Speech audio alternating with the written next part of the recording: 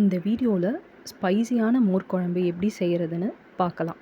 முதல்ல இதுக்கு தேவையான பொருட்கள் என்னங்கிறது பார்க்கலாம். உளுந்தம்பருப்பு 1½ ஸ்பூன், கடலைப்பருப்பு 1½ ஸ்பூன், தனியா 3 ஸ்பூன், ஜீரகம் 1/2 ஸ்பூன், வரமிளகா 10 காரத்துக்கு ஏற்ற மாதிரி, கட்டி பெருங்காயம் கொஞ்சம், இஞ்சி 4 சிறிய துண்டு, பூண்டு 7 பல், 8 சின்ன வெங்காயம், தேங்காய் 4 பீஸ், மோர் 1 கப்.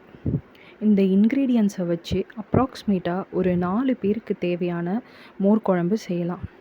இப்போ எப்படி செய்கிறதுன்னு ஸ்டெப் பை ஸ்டெப்பாக பார்க்கலாம். இப்போ ஃபர்ஸ்ட் ஒரு கடாயில் உளுந்தம்பருப்பு வறுத்துக்கோங்க. அதோட கடலைப்பருப்பு ஆட் பண்ணிக்கோங்க. அதையும் பொன்னிறமாக வறுத்து எடுத்துக்கோங்க. நெக்ஸ்ட் தனியா நல்லா வாசனை வர வரைக்கும் வறுத்துட்டு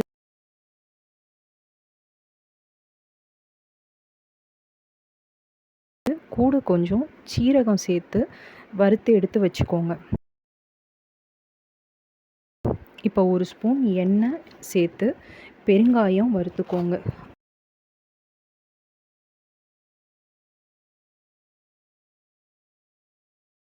இதுக்கப்புறம் வரமிளகாயும் வறுத்துக்கோங்க.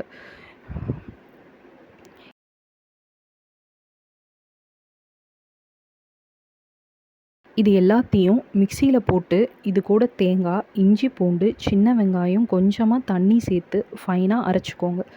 ஒரு பேனில் எண்ணெயை விட்டு கொஞ்சம் கடுகு, வரமிளகா சேர்த்து பொரிஞ்சதும் அரைச்ச விழுதை சேர்த்துக்கோங்க.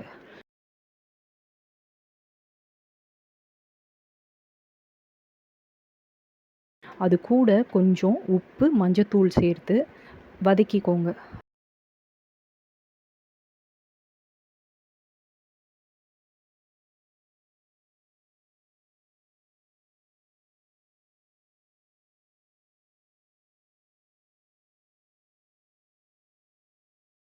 அப்புறம் மோர் 1 கப் சேர்த்துக்கோங்க.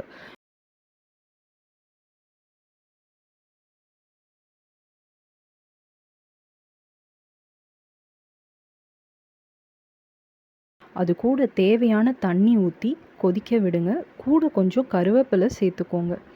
நல்லா கொதித்ததும் இறக்கிடுங்க. இப்போ மோர் குழம்பு ரெடி. இந்த வீடியோ பிடிச்சிருந்தா like this video and share with your family and friends. உங்களுக்கு வேறு எந்த டிஷ் பண்ணணும் அப்படிங்கிறத கமெண்ட் செக்ஷனில் சொல்லுங்கள். சேனலுக்கு மறக்காமல் சப்ஸ்கிரைப் பண்ணுங்கள்.